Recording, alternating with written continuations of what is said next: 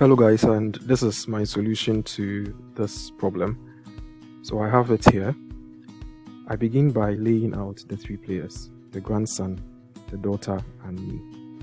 So the first sentence says that my grandson is about as many days as my daughter in weeks. Now, what I believe this gives us is a relationship between the grandson and the daughter's age.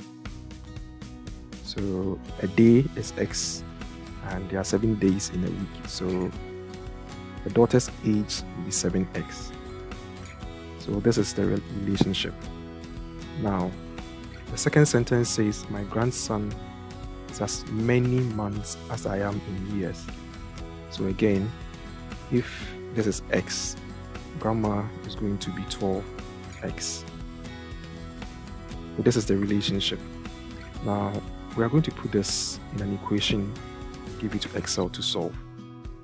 So, assuming this is X, this is equal to blank times 7.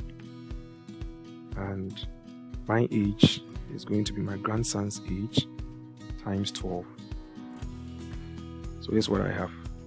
Now I need to solve for this input. These are already going to be driven by this. The last part of the equation is that when I add all these three, I should get a certain 120. So that's all we need. Then we select the results, go to data, what if analysis, goal seek. So set this cell to 120 because when we add, we expect 120. By changing the grandson's age.